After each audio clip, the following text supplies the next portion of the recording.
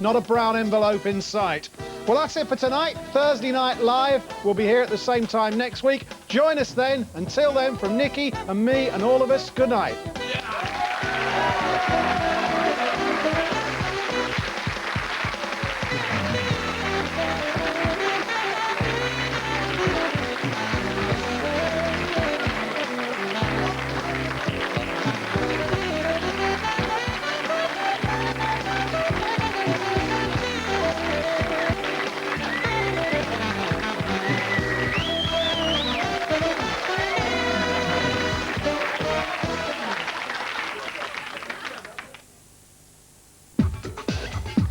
The news is in half an hour. First, though, another discussion gets underway in The Time, the Place with John Stapleton.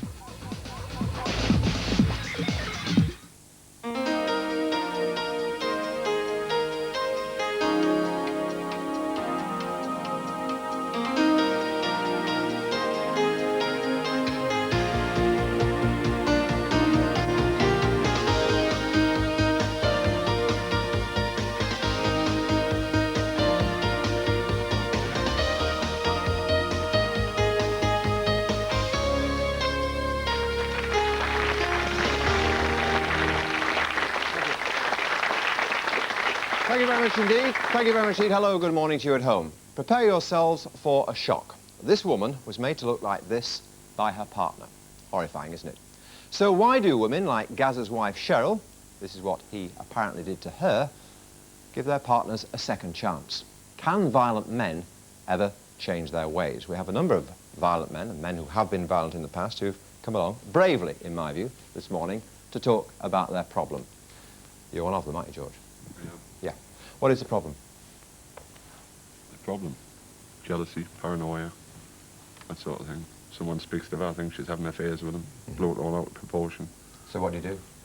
Hit her, punch her, kick her, broke her nose, give her black eyes. It's terrible. This is you. Mm-hmm. How long has this been going on? 6 years. 6 years? Yeah. A broken nose, black eyes. Mm. How often does it happen? Quite often. When Not was so the much now. Yeah. When was the last time it happened? Last week he cut my hair with a knife. With a knife? Yeah. What had prompted that? Because I had my hair cut. And he didn't like it? No. Mm-hmm. Been in trouble about this? Been in prison 3 times for it. Mm-hmm. I think every police officer in the northeast knows what. Well, knows me. Do you know what causes you to do it, George? Jealousy. Yeah. I mean, if we're going to a pub and someone speaks to her, I'll get home and I say, who was that? Well, I've known her for years. You've been seeing him behind me back. Just dance on the end. I've ripped a dress off her in the street. In the main street, ripped a dress off her. You ripped the dress off her? Because she looked pretty. And I was jealous because other people were looking at her. Do you love her? Yeah, very much. How do you reconcile loving her with doing what you do to her? I cannot. What were you like before you got married? Great. Wonderful. Yeah, it was great. Yeah. What were those days like? What are they like in your mind, those days? Happy days. Yeah. Really happy. Gentle days? Yeah. Tender days? Good. Yeah? Mm. Was he loving? Was he caring? Yeah, he was a lovely man. Was he tender? Yeah. Can you account for the change? I think prison may have a lot to do with it. What, prison made him more violent than he was before? Made him more paranoid. Paranoid? Yeah. Okay. But I mean, he only went to prison because he'd done it in the first place, let's be fair. Oh, yeah. Yeah? But before, I mean, when he was in prison before he started hitting me, I think that he was in prison for a long time, and I think that's got a lot to do with how he changed. It's good of you to come. I mean that. Because you must be embarrassed by this. Oh, I am Pretty really. blunt, I'm mild. ashamed of it. You're ashamed? Yeah. You do have guilt, do you? Of course I do. Yeah. And when you're doing this, when you're in one of these rages, it must be a rage, is it a rage? Yeah. Yeah? Are you aware of what you're doing? Sometimes I'm not. I mean, sometimes it happens and I leave home and I go back the next day and she'll say, why did you do that? And I say, do what? Do you think he's aware of what he's doing? Sometimes, yes. Why do you stay with him? It's a hard question. Do you love him? Yes, I do. Despite all these beatings you've had? Yes, I've tried leaving him umpteen times. And I keep going back. I want him to change. And I keep thinking, he will change because he's always sorry and I want to believe him. Well, I think the fact you've come here today is an indication that you want to do something about it, and I've got to applaud you for that, and thanks very much indeed. You're a violent man too. Yes, I lost my first wife about 10 years ago. And 18 months after that, I remarried to a friend of hers and mine and the family. She died after a long battle against cancer. And during the 12 months of two families coming together, I turned from a placid man to a very violent man. You're currently violent, are you? No, No, you were then. I was. I've not laid a hand on my wife now for 7 years. But you did in the past. Yes. Do you know why? I've no excuse. I don't think any man has. No man has the right to hit a woman. I don't care what the circumstances are. He hasn't a right. And I think a lot of it is communication. Wasn't looking for an excuse. I don't think it's excusable either. I just wondered if you thought there was a reason. Was there something that prompted this? Was there an act? In George's case, it's jealousy. He's paranoid about her, and I think that's a fair description. What was it? What have you rationalised about it? The way I've rationalised it, I had a very good marriage to start off with, to a woman I was married to for 21 years. I remarried, and I think I expected Susan to be like Barbara. And because she wasn't, although I love Susan, I love her so deeply, because she wasn't, I felt a frustration and an anger against her, the woman that I married and loved. So you hit her? So I hit her, not once, several times. Friends that are watching this today are going to be astonished, but they don't know. I owe Susan this. I owe Susan this programme. Is that why you've come here today? Yes. To I owe my apologise? children. My children were never reared with violence with my first wife. Why couldn't you come out, why couldn't you apologise to her and make it known to your community without coming on the programme, do you think? I apologised to Susan, that's why we're back together. She did leave, and she came back. We've been together now 7 years. We're deliriously happy. I carry a mobile phone so that she can ring me wherever I am. Men can change, but they've got to want to. Okay, thanks for saying that. Other people who've been down this road, hands up, who've had this problem. Right, you've had this problem. Tell us about it. I used to have irrational beliefs. It started with just basic tantrums, and then it got to where I was hitting Julie and... This is Julie Longside? Yeah, this is my wife. We're still together. I do sometimes think she should have got out, because it took about 18 months for me to realise that I'd got a problem. What sort of hitting was it? I mean, how violent was this and how often did it happen? When we first got married, it started sort of with the furniture. You know, he would punch holes in doors and things and then start throwing things and breaking any things. reason? No, it was sort of like a Jekyll and Hyde character. You know, Mark is a very loving man. And all of a sudden, you could see it in his eyes. It would sort of snap and change, and there would be this person that I didn't recognise. And then from the furniture, throwing things around, it got to me. You know, I was like the first person he grabbed hold of. Was it serious things he snapped over or daft things? It could be anything. Anything at all. You, sir? Same thing? Yeah, I don't think... Well, me and my wife actually had a lack of communication, you know. We would let things build up, and we would get too far, you know, and we'd end up coming to blows, you know. No, say you ended up coming to blows. Who hit first? Yeah, it was me that hit first, you know. Yeah. You see, a lot of fellas, and I've actually am one of... I find it difficult to understand how a man can hit a woman. I know you do, and I know you've got a problem, and you're addressing it, which is great. But there's something in some of us that just says, stop, when it comes to children or women. You see, I know that and now. And it doesn't with you, does it? I know that now, because I've had counselling and that. I've learned to control my temper and to walk away from situations when we have an argument, you know, and learn how to control it. But before I didn't, and I would just lift my hands, you know. How can you be so sure that you won't do it again? Well, I know I've learned how to control. When we have an argument or that, I've learned if it goes too far and it's like coming to blows situation, either I'll walk out the house, you know, or my wife will walk out the house, you know, and I won't come back until I've settled down, because when I'd done it before and I'd hit her after things had settled down, it was then the hurt came out in me, you know. Did you have guilt when you did it? Yeah, I did, yeah, after it. Did you have guilt, Mark? Oh, yeah, definitely, yeah. Just the hardest part, I think, is actually realising you've got a problem. Yeah. And then getting out there and getting somebody to give you guidance. Why did you stay with him? I think at the time it made me feel very insecure. You know, I felt as though I couldn't go anywhere. I was ashamed of the violence. You know, it was sort of, it doesn't happen to me. You know, I didn't want anybody to know. Should point out totally ashamed of it. That this lady who intervened quite properly just a minute ago and asked our friend over there a question is the lady you saw at the beginning of the programme, battered, and she volunteered that picture to us, I should point out. How long did you endure this kind of thing? For a year. What sort of things happened? I mean, obviously it was pretty horrendous. judging by that Yes, picture. it was. I mean, when I first met this guy, he was wonderful. He was perfect. He was charming. Within a short space of time, his true character came out. He became very domineering. He completely demoralised me.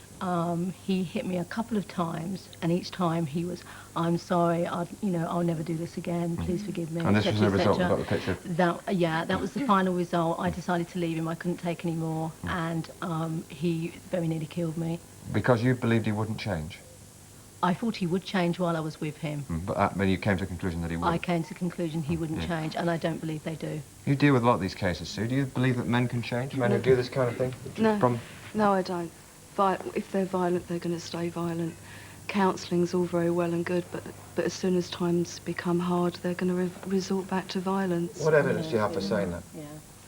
I deal with domestic violence cases on a daily basis. I have a lot of involvement with Justice for Women, and it's day-to-day knowledge. Violent men do not change. But sitting behind you are two examples of gentlemen who suggest anyway that what you're saying is not true. Both this guy here and this guy here have stopped. How long have you stopped for? 4 years. 4 years? And how long? 2 years. 2 years. And this guy stopped for 7. So I've got to tell you that in this studio there's 3 cases saying... What? Yeah. Well, I think That's an exception. Is Some very few men will change, but I think the majority will not. I think the point is, like with any sort of addiction, the men have got to recognise that they've got a problem and want to get help, not be pressured into it. They've got to want to get help. I think if we're saying that people can be cured from alcoholism and drug abuse, and that with counselling people can sort of overcome that addiction, then surely we should say the same thing with this. that's what you would say, Les, yeah? Yes, I think one of the things is once the men come out and take the responsibility, they have a problem.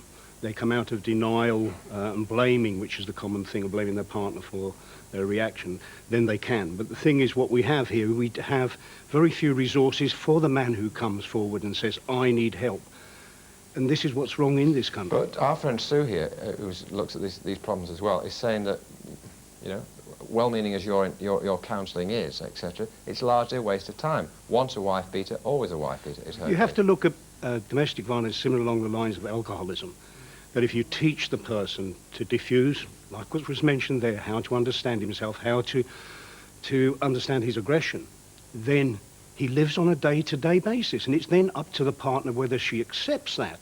Because anyone who's going for a counselling in relation to domestic violence, it's not to do with keeping his partner there waiting to see what he's like. It's for him, his own self-esteem, his own responsibilities to his children. OK, lady behind them, lady there, yes?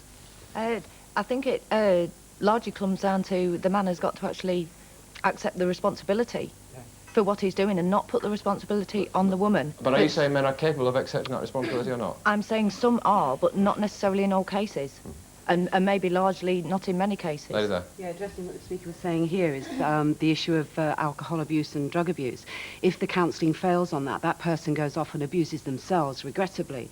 If counselling fails on male abusers in domestic violence, it's another person, another human being that is going to suffer that abuse. Are we talking definition here? I mean, all alcoholics that I've ever met anyway say, if you say to them, have you stopped drinking, all they'll ever say to me is, I haven't had a drink today. And they're recognising the problem, that the problem exists, but they're doing their best to cope with it. This is what these guys are doing, isn't it? And that in itself is solving it, isn't it? I think they're saying that domestic violence is a form of illness, like alcoholism. It isn't, it's a criminal offence. Yeah, we recognise And that. when people realise it's a criminal offence, the men should be punished. They shouldn't be counselled. Counselling is a soft option. A soft option? It is a soft Why? option. I mean, please don't misunderstand me. I'm not for a single second condoning violence of any kind, particularly against women or children. But that's a bit harsh, isn't it? No, I mean, it's these not. guys have got a problem. It's like saying we should punish alcoholics, isn't Their it? problem is violence. If a man beat another man up in a pub and that man was badly injured, society would say he should be punished and he should be prosecuted. Well, they punish people who beat women. They should go to prison. But it's not the only way, surely. Yes, it is. It's a criminal offence. You wouldn't counsel joyriders. Well, why can't you do both? Why can't you punish them and then try and give them some help? Counsel them if they're in prison, fine, but not instead of. Okay.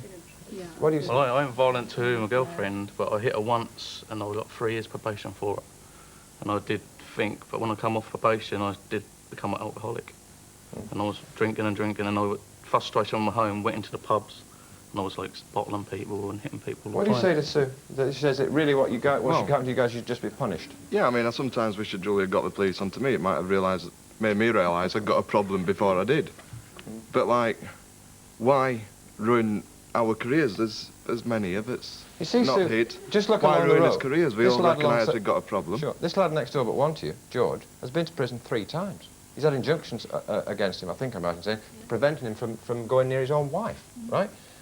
Punishment hasn't helped him, has it? He needs to go to prison for longer, and his wife needs the support to be strong enough. Can I ask you a I've been in question, 3 George? times. George, do you realise the enormity of what you're doing to your wife? Oh, I do, and I'm ashamed of it. But saying prison is the answer, it's not. I've been in 3 times. While I was in there, I've seen psychiatrists, probation officers, social workers, and not once did he address what I was in for. Why do you do what you do? I didn't know why I did. I'm not proud of it by any means. I hate myself for it. Why don't you take responsibility for your actions and stop being a bully and beating up your wife? Now, if I can suggest to you that if you love your wife, the best thing you can do for her is walk away from her and let her lead a decent life. Do you not recognise that at least, Sue? Do you think it's easy for him this morning? I don't think he's addressing the real problem, that he's a bully. Come on, give some credit. This guy's come all the way down from the north of east of England to confess on national television that he beats a woman sitting next to him. That takes a bit of guts. That takes a bit of guts. It's a cry for help. Benny there. I want to ask George, have you ever seeked for help? What have you done about it? Nothing. Why not, George? Why? Every time we've been gonna go for help somewhere, something's happened, and we've never gotten there. Never.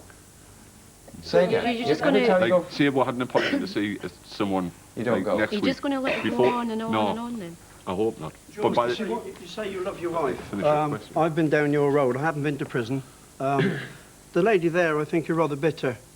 I don't know whether you suffered from violence from people like me. I don't know. But George, if you love somebody enough, I didn't have counselling. I looked at my wife, I looked at what I'd done to her one day, and I looked at myself, and I thought, what a bastard you are. OK, I'm going to leave it there. OK, I think George has recognised that. I'll take the heat off him just for a tick if I can.